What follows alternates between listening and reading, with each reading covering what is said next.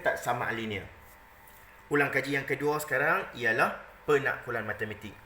Okey, sekiranya ada sebarang soalan, kamu boleh tulis komen di bawah dan saya akan cuba jawab sambil-sambil explain ni. Topik yang kedua ialah topik penakkulan matematik. Topik ini adalah topik yang bernilai 6 markah dalam SPM. Okey, bernilai 6 markah dalam SPM. Dan topik ini adalah topik wajib yang akan keluar dalam SPM. Dan topik ini sangat-sangat mudah. Hanya memerlukan kemahiran kamu untuk membaca dan menulis dengan betul. Kerana, sebelum saya mulakan topik ini, saya akan beritahu dulu. Kerana, topik ini sangat sensitif dengan perkataan yang kamu tulis. Kamu tertinggal satu huruf, kamu tertinggal satu perkataan, kosong markah. Mari kita lihat contoh yang pertama, soalan yang pertama. Bina dua implikasi berdasarkan perkataan ataupun ayat yang diberi. A per B adalah satu pecahan wajar jika dan hanya jika A dan B adalah integer dengan kosong lebih kecil daripada A, lebih kecil daripada B. Okey, bagi pelajar yang lemah ataupun sederhana, mereka akan lihat soalan ni, wah panjangnya. Tak lawak nak baca, tak tahu nak buat macam mana. Jangan risau. Sebenarnya ada teknik menjawab. Langkahnya seamat mudah, iaitu kamu ambil pen dan kamu potong perkataan jika dan hanya jika. Potong je. Perkataan jika dan hanya jika. Kemudian, saya buat dua kotak di sini. Satu kotak warna merah mewakili semua perkataan di sebelum atau semua ayat di sebelum potongan jika dan hanya jika tadi. Manakala lagi satu kotak biru selepas potongan jika dan hanya jika, iaitu A dan B adalah integer dan sebagainya tu. Dan sekarang saya akan mula membina implikasi. Macam mana? Implikasi pertama, saya hanya perlu tulis jika semua kotak merah tu, maka semua kotak biru. Okay. Jika A per B ialah satu pecahan wajar, maka A dan B adalah integer dengan kosong lebih kecil daripada A, lebih kecil daripada B. Tengok, saya tak ubah walaupun satu perkataan. Saya hanya susun bagi elok. Semua perkataan merah duduk di depan, semua perkataan dalam kotak biru letak di belakang. Dan di antaranya tu saya letak jika dan maka. Saya dapat satu markah. Manakala untuk implikasi yang kedua, saya hanya perlu terbalikkan sahaja kedudukan merah dan biru. Jika dan maka pada tempat yang sama. Jika A dan B adalah integer dengan kosong lebih kecil daripada A, lebih kecil daripada B, maka A per B ialah satu pecahan wajar. Dan C, saya dapat dua markah. Amat mudah. Mari kita cuba buat kali yang kedua. Soalan kali ini lebih pendek. Nyatakan dua implikasi bagi pernyataan berikut. Itu contoh soalan dalam SPM. A sama dengan set kosong jika dan hanya jika NA sama dengan kosong. So, apa langkahnya tadi? Langkah yang pertama, potong jika dan hanya jika. Buat dua kotak, kotak merah, kotak biru. Okey? Sama dengan kanak-kanak dulu, pen merah, pen biru. You marah, I love you. Ini kotak merah, kotak biru. So, implikasi yang pertama, jika A sama dengan set kosong, pastikan kosong tu dipotong. Okey, nanti dibuat A sama dengan kosong je, tak dapat markah. A sama dengan set kosong, kosong yang ada potong kat tengah tu. Maka N sama dengan kosong, NA sama dengan kosong. Itu satu markah. Dan implikasi yang kedua, jika NA sama dengan kosong, kita ambil pula NA sama dengan kosong yang warna biru tu, letak di depan. Maka A sama dengan set kosong. Dapat dua markah. Okey, tak nak lengah-lengah, saya kongsi terus tip SPM bagi bahagian ini. Kenapa? Kerana soalan implikasi, bina dua implikasi ini sangat-sangat famous dan selalu keluar dalam SPM. Dan pelajar juga sangat kerap buat kesalahan. Mari kita tengok contoh yang pertama. Calon yang pertama dia jawab macam mana? Jika A sama dengan set kosong, mak tertinggal huruf A. Manakala implikasi kedua dia guna bahasa Inggeris pula. If n a is equal to 0, then dia silap guna then tu, sepatutnya THEN, ditulisnya THAN. Di sini markahnya ialah kosong markah. Sekali lagi saya tekankan, dalam tajuk ini kamu tak boleh salah eja. Salah eja tak dapat markah. Untuk contoh bagi calon yang kedua, implikasi yang pertama dah betul dah cantik dah. Tapi implikasi yang kedua, dia terbalikkan biru dan merah, dia terbalikkan juga maka dan jika. Okey, terbalik jika dan maka, kamu akan hilang markah. Dia mesti jika dahulu baru maka. Tapi implikasi pertama betul, so 1 markah bagi implikasi pertama, kosong markah bagi implikasi yang kedua. Jumlah markah 1 markah. Bagi calon yang ketiga pula, kalau kita dapat lihat, simple saja. Dia terbalik penulisan implikasi 1 dan implikasi 2. Okey, yang ini tidak ada masalah, markah penuh. Terbalik implikasi 1 pergi letak dekat implikasi yang kedua, implikasi yang kedua pergi letak dekat implikasi yang pertama, tidak ada masalah. Selagi mana ianya dalam ejaan yang lengkap, tulisan yang betul, markah penuh. Soalan yang kedua, bina akas. Okey, apa itu akas? Akas membawa maksud terbalik.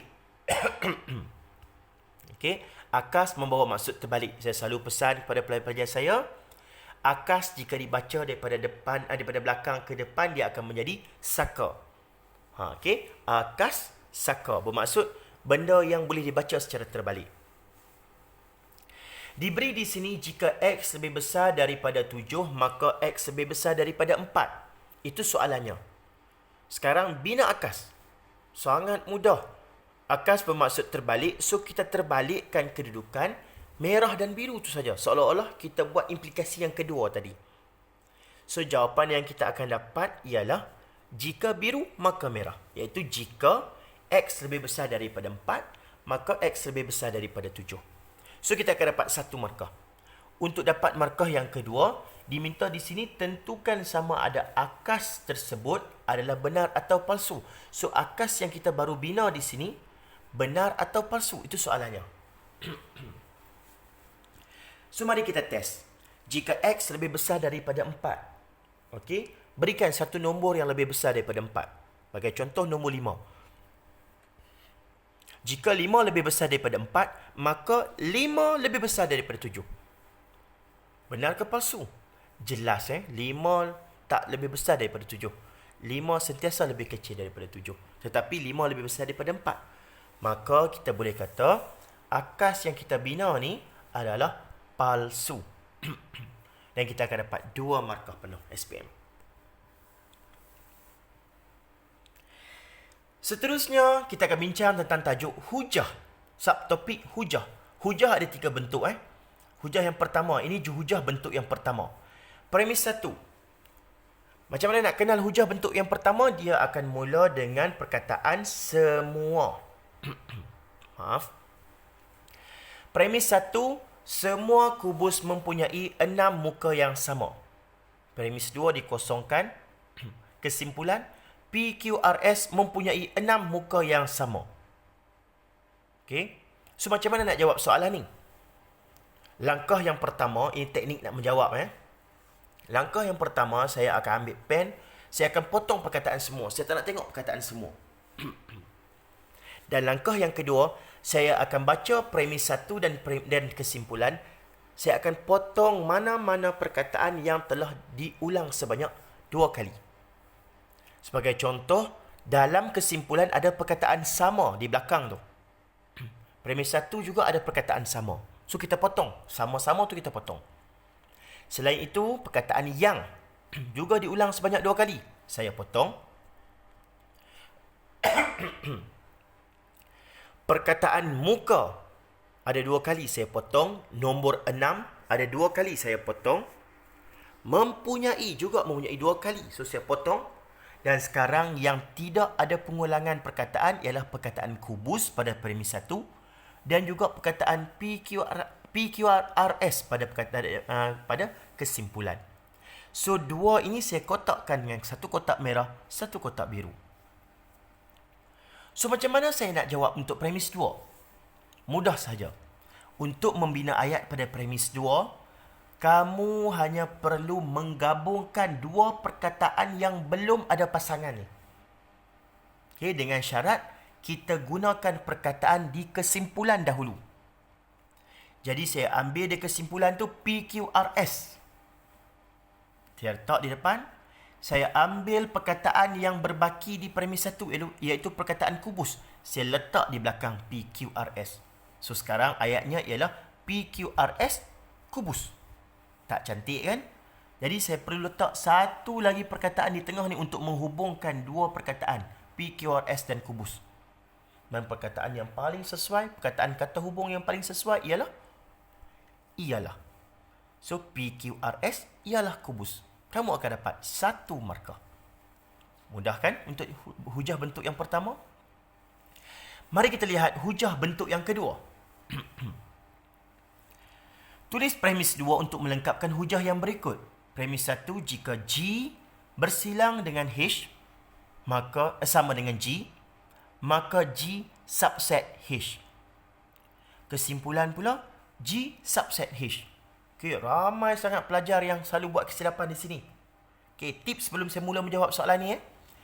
Premis 2, tidak akan ada perkataan jika, tiada perkataan maka. Saya ulang. Premis 2, bagi mana-mana bentuk hujah, dalam mana-mana soalan hujah, premis 2, tiada perkataan jika, tiada perkataan maka. Jangan letak dua perkataan ni. So, untuk menjawab soalan ni, kalau bentuk yang pertama tadi, hujah bentuk yang pertama, saya potong perkataan semua. Tapi untuk hujah bentuk yang kedua ini, saya akan potong perkataan jika, saya potong perkataan maka. Dan macam tadi juga, saya akan buat kotak merah, kotak biru bagi perkataan yang berbaki dalam premis 1 tu.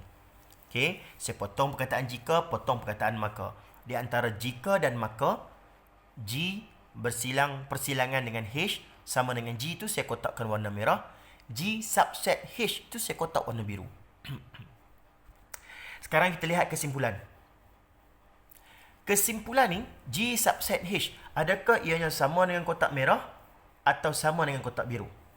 Jelas sangat-sangat ianya sama. Sebiji, serupa dengan kotak biru. Maka di bahagian kesimpulan ni pun saya akan kotakkan dengan warna biru.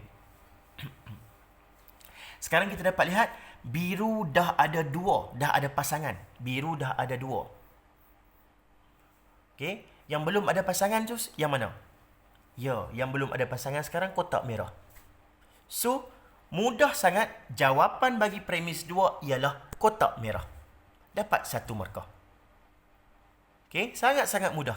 Kita lihat mana pasangan, mana kotak yang belum ada pasangan, maka kotak itulah jawapannya. G bersilang dengan H, persilangan dengan H sama dengan G, 1 markah. Mari kita lihat hujah bentuk yang terakhir, bentuk 3. Tulis kesimpulan untuk melengkapkan hujah yang berikut. Premis 1, jika M dan N ialah nombor genap, maka M kali N ialah nombor genap. Premis 2, M darab N bukan satu nombor genap.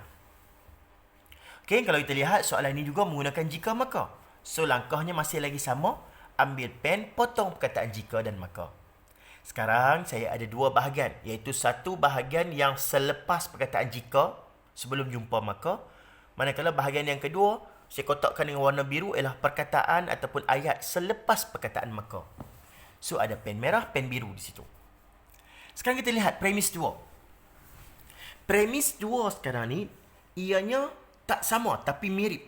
Mirip dengan kotak merah atau mirip dengan kotak biru. Kalau kita lihat kepada perkataan M darab N di sini, ianya adalah mirip kepada kotak biru. M darab N, M darab N. Sama kan?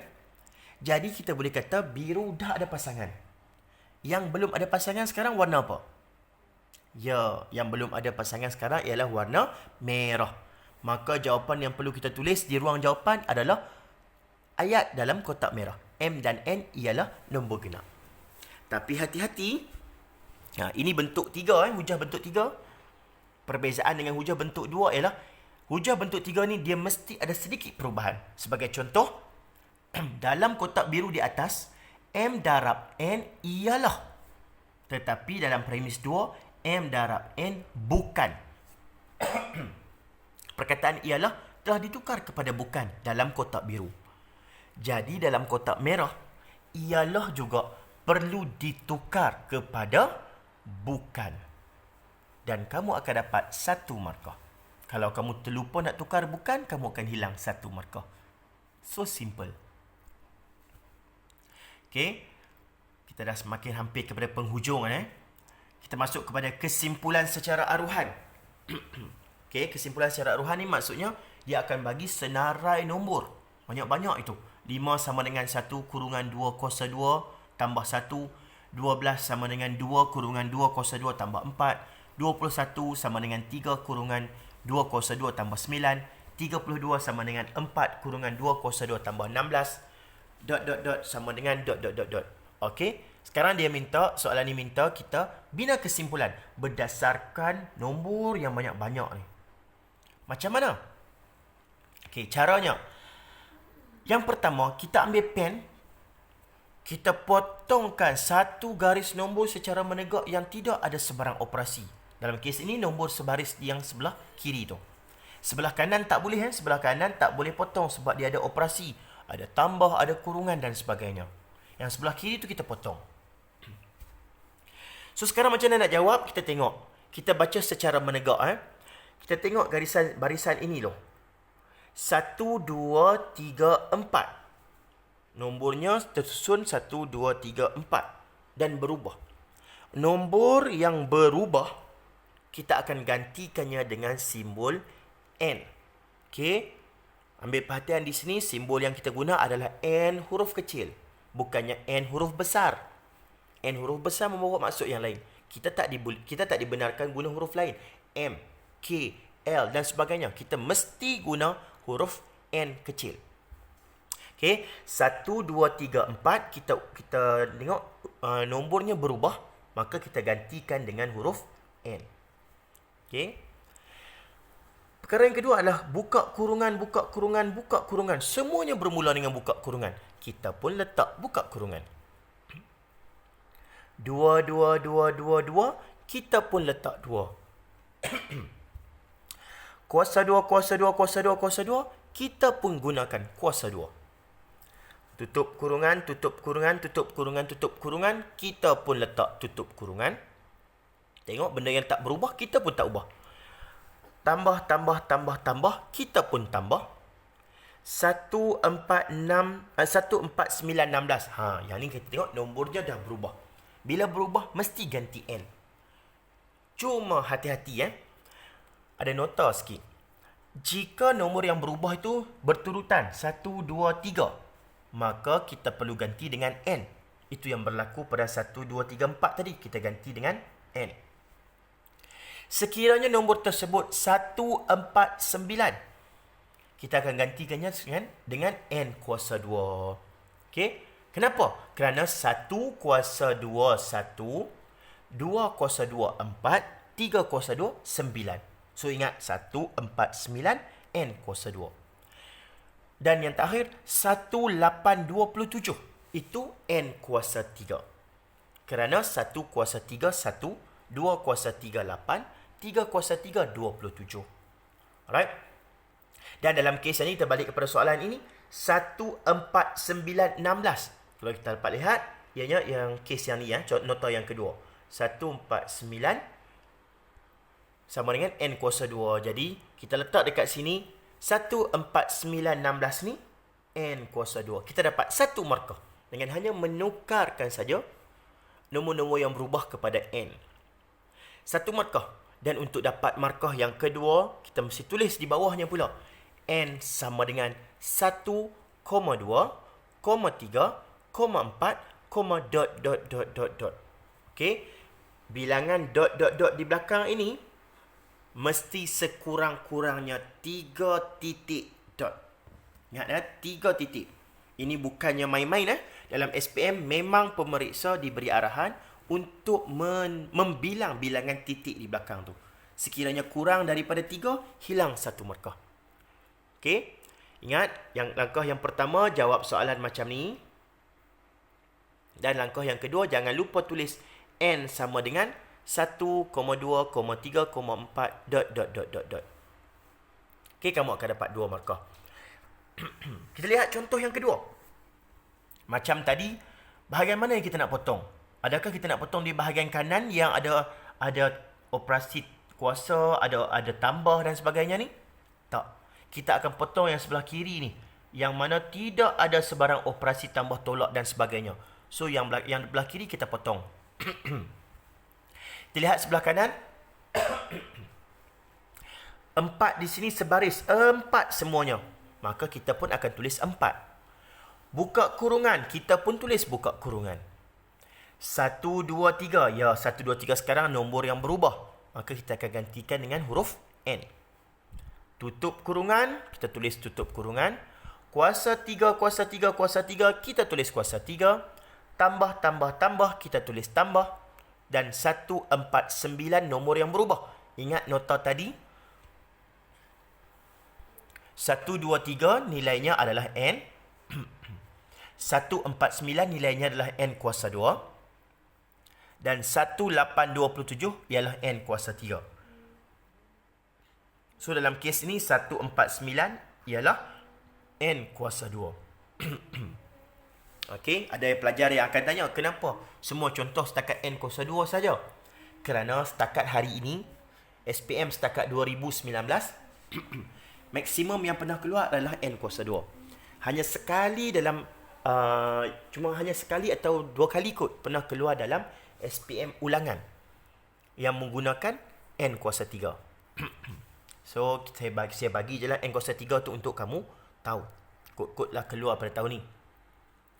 So, ingat ini 1 markah. Nak dapat markah kedua, jangan lupa N sama dengan N sama dengan 1, 2, 3, 2 markah. Okey? Kenapa saya stop takat 3 saja kat sini?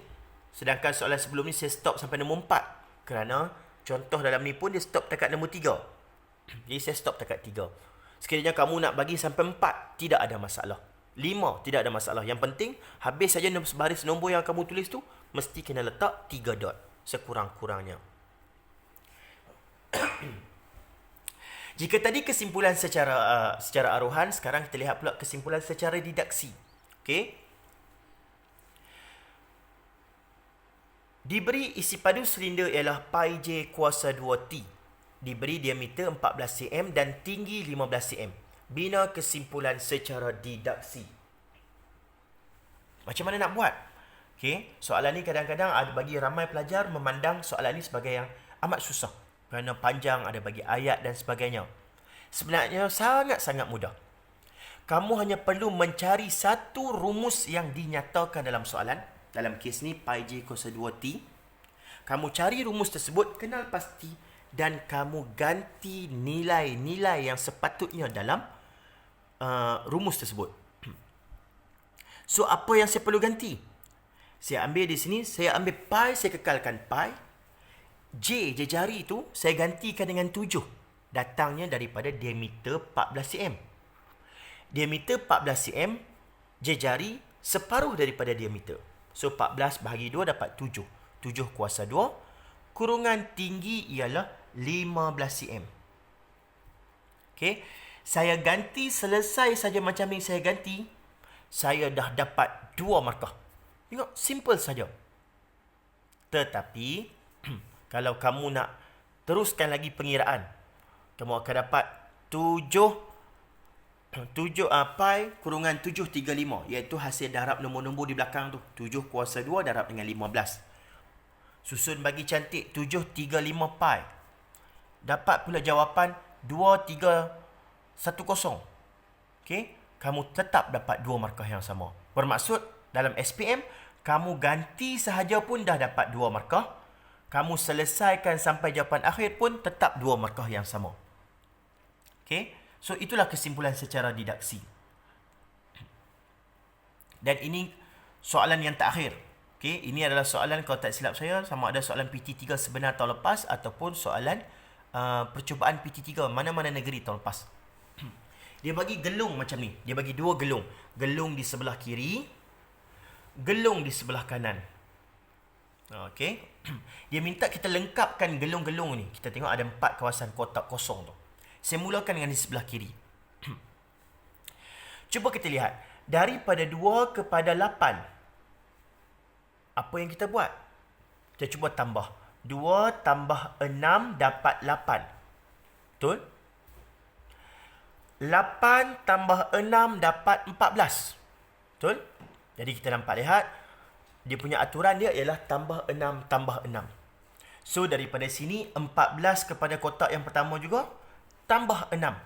Dan kita akan dapat 20. Dan yang terakhir 20 juga tambah 6 dapat 24. Lengkaplah gelung yang di sebelah kiri. Okey. Di sebelah kanan tu yang bermasalah kan. Kalau kita buat 1 tambah 7 dapat 8. Ni 1 tambah 7 dapat 8. 8 tambah 7 dapat 15. 15 tambah 7 dapat 22. 22 tambah 7 dapat 29. Ups, tak sama. Jawapan akhir di sini adalah 125. So, macam mana nak dapat jawapannya? Ramai pelajar yang kantoi, yang stop di sini, tak tahu nak buat macam mana. Okey, sebenarnya di sini ialah kuasa 3. Kalau kita test, 1 kuasa 3, 1. 2 kuasa 3, 8. Dan yang terakhir ni 5 kuasa 3, 1, 2, 5. So jika sini 1 kuasa 3, 2 kuasa 3, maka kotak di sini ialah 3 kuasa 3, iaitu 27. Dan kotak di sini pula ialah 4 kuasa 3, 64. Alright. So saya rasa setakat itu sahaja tips ataupun perkongsian yang saya nak kongsikan